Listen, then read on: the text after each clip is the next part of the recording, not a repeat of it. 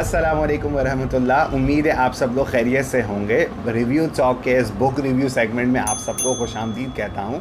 इस वीडियो के अंदर मैं मोस्ट अंडररेटेड बुक और मजहबी तबके में भी एक गैर मारूफ किताब का तज़किरा करने वाला हूँ। इस किताब के कंटेंट को, इसके मुसन्निफ़ को आपके साथ डिस्कस करने वाला हूँ। तो आइए शुरू करते हैं। मैं बात करने वाला हूँ इस वीडियो में इमाम ज़ैद, जो कि हज़रत अली रदी अल्लाह अन्हु के पर पोते, हज़रत हुसैन रदी अल्लाह अन्हु के पोते और हज़रत ज़ैनुल आबिदीन रदी अल्लाह अन्हु के बेटे हैं इमाम ज़ैद, जिनकी निस्बत से पाकिस्तान और दुनिया भर में जो अहले बैत से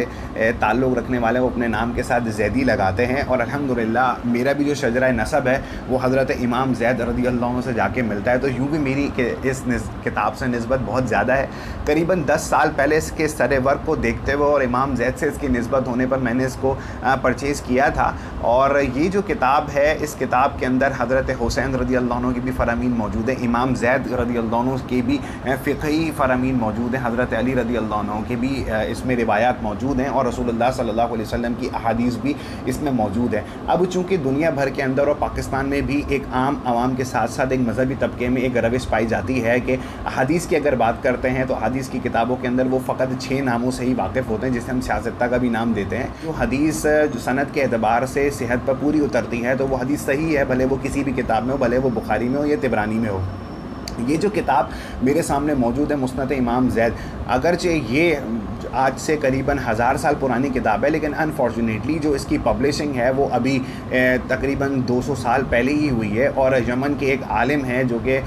शेख अल-वासी रहमतुल्लाह ताला अलैह हैं, उन्होंने इसकी अबवाब बंदी के तहत इस किताब को जो है वो शाया किया है। इस किताब के मुतालिक बहुत सारी इन्फॉर्मेशन है और इमाम ज़ैद के मुतालिक कुछ चीज़ा बातें हैं जो आप लोगों के साथ शेयर करना चाहूँगा कि इमाम ज़ैद अगर हदीस के एतबार से देखें तो वो ऑथेंटिक है, क्योंकि वो हज़रत जाबिर बिन अब्दुल्ला अंसारी रदी अल्लाह अन्हु के शागिर्द भी हैं। इसके साथ साथ अपने वालिद हज़रत ज़ैनुल आबिदीन रदी अल्लाह अन्हु से भी उन्होंने दीन का इल्म हासिल किया है। सिमिलरली वो इमाम आज़म अबू हनीफ़ा रहमतुल्लाह ताला अलैह, इमाम जाफ़र सादिक रहमतुल्लाह ताला अलैह और हज़रत इमाम सुफ़ियान सौरी रहमतुल्लाह ताला अलैह के उस्ताद भी हैं। अब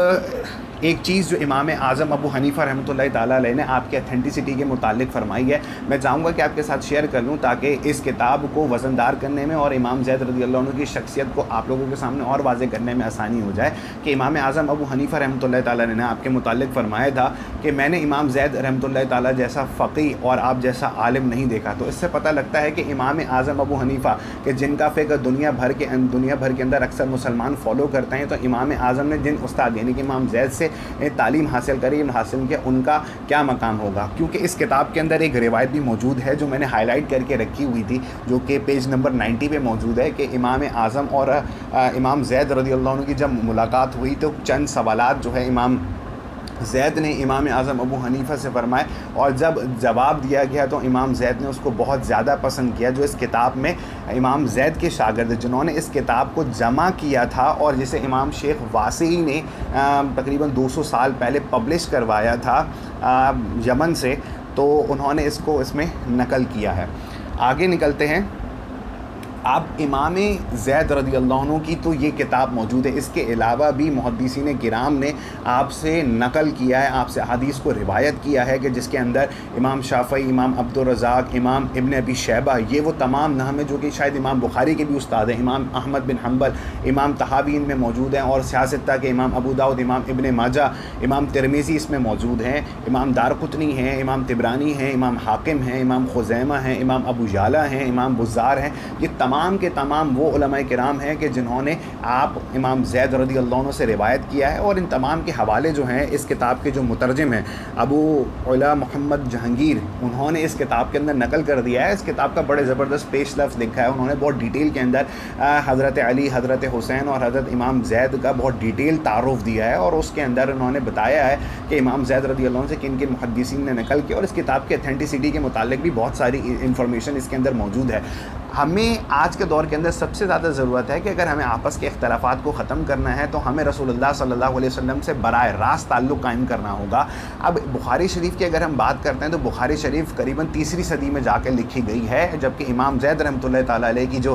مسند زید ہے یہ دوسری صدی کے اندر جمع ہو چکی تھی۔ تو اب امام زید چونکہ اہل بیت اطہار میں سے تعلق رکھتے ہیں، ان کے درمیان اور رسول اللہ صلی اللہ علیہ وسلم کے درمیان زیادہ سے زیادہ 3 اور کم سے کم 2 فاصلے ہیں۔ تو اتھینٹسٹی کی اگر بات کرتے ہیں، کسی بھی حدیث کی اتھینٹسٹی کی بات کرتے ہیں، تو میرا خیال یہ ہے کہ یہ سب سے قابل اعتبار ہو سکتی ہے۔ اب چونکہ یہ 13ویں صدی میں یا 12ویں صدی میں جا کے پبلش ہوئی ہے تو بہت سارے لوگوں کا ذہن میں یہ خیال آتا ہے کہ یہ فیبریکیٹ نہ ہو، اس کے اندر مطلب کچھ چیزیں شامل نہ کر دی گئی ہوں۔ ممکن ہے، بالکل ایسا ہو سکتا ہے، کیونکہ ایک کتاب جو قریباً 1200 سال سے بالکل مفقود تھی، اس کتاب کا اچانک سامنے آ جانا تو یہ واقعی میں ایک سوال قائم کرتا ہے۔ لیکن اس کے لیے جو مترجم ہے انہوں نے ایک آسانی پیدا یہ کری ہے کہ انہوں نے ہر حدیث کے تحت جتنے حوالے وہ ڈھونڈ سکتے تھے یا ان کے نزدیک ان کو واضح تھے تو انہوں نے اس میں نقل کر دیے، جس سے ہمیں آسانی مل جاتی ہے اگر ہم کسی حدیث کی اتھینٹسٹی جاننا چاہتے ہیں۔ آلدو کی ضرورت نہیں ہے، یہ وہ کتاب ہے میرے خیال سے کہ جس کے حوالے دوسری کتاب میں ہونے چاہیے، جس کے اندر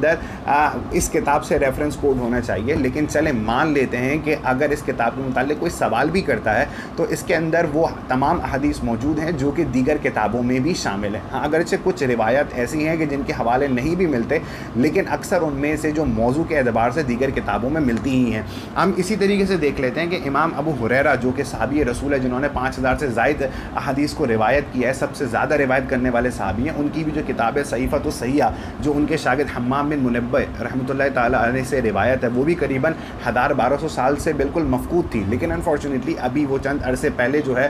وہ ایک لائبریری سے جو ہے نا وہ بازیاب ہوئی ہے اور وہ پبلش ہوئی ہے۔ انشاءاللہ اس کا بھی انٹروڈکشن میں آپ لوگوں کو دوں گا۔ تو اس کے متعلق بھی لوگوں کا خیال یہ تھا کہ یہ بھی وہ کتاب ہے کہ جو اتنے عرصے کے بعد آئی ہے، یہ بھی فیبریکیٹ ہو سکتی ہے، لیکن حضرت ابو ہریرہ رضی اللہ عنہ سے جو روایت اس میں احادیث ہیں وہ تمام کی تمام جو ہے دیگر کتب حدیث میں موجود ہیں، اس وجہ سے وہ اتھینٹک ہو جاتی ہے۔ تو یہاں پر بات کر لیتے ہیں کہ مسند کیا ہوتی ہے۔ اب ہمارے پاس جو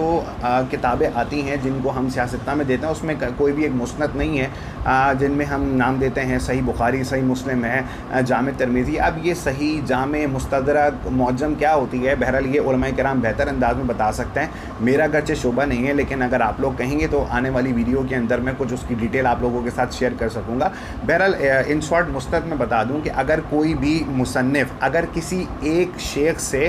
مسلسل روایتوں کو نقل کرے تو وہ مسند کہلاتی ہے۔ اس کی مثال ہم یوں بھی لے سکتے ہیں کہ مسند احمد بن حنبل ہم اسے کیوں کہتے ہیں، کیونکہ امام احمد بن حنبل رحمۃ اللہ تعالیٰ علیہ نے صحابہ کرام، ایک صحابی سے اگر 100 روایتیں